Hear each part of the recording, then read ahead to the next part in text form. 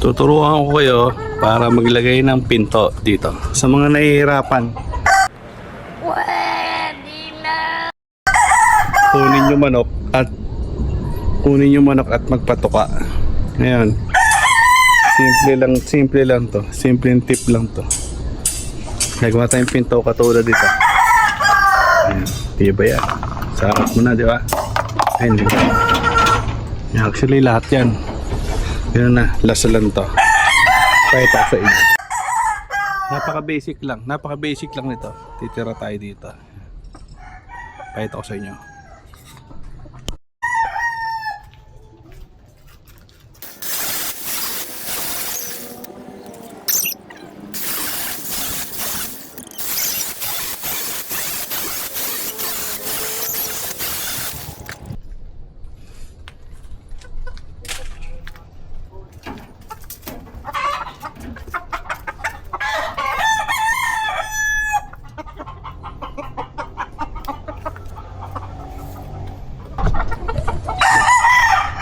Muna.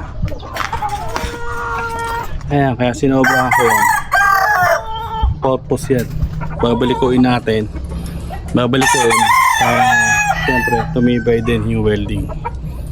Ayan.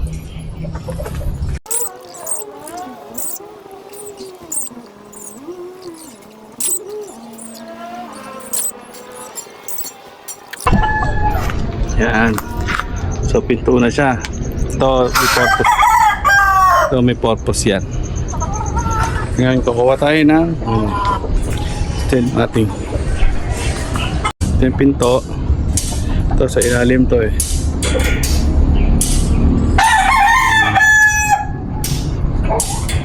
Lagyan mo siya ng allowance kahit tigil isang butas para pagsabit. Tapos sa baba sobrang rin. Ngayon ako kunin mo ito. Puputulin mo ito ngayon. Okay? Ayan. Kunin mo siya. Ito. At least bigyan mo ng 1 inch.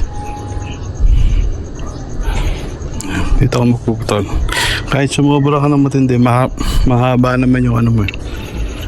Okay? Puputol. Ito putol.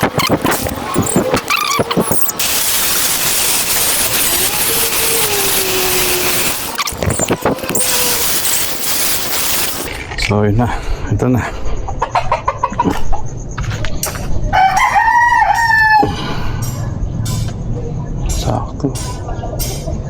Sakto yung pinto dito. Kapag yan to. Ito rin.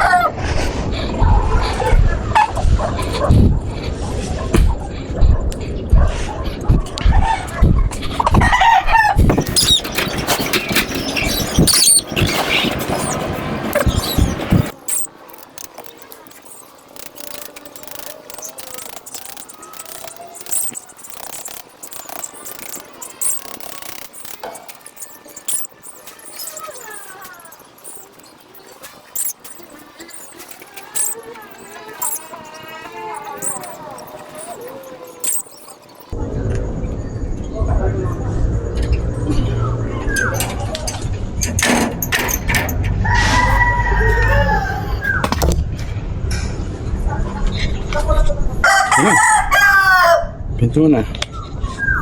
Huh?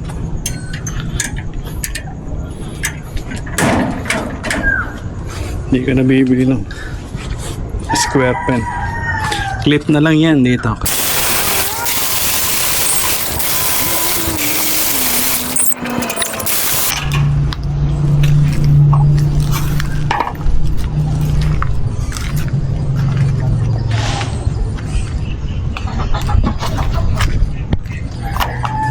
Straight mo na lang yan.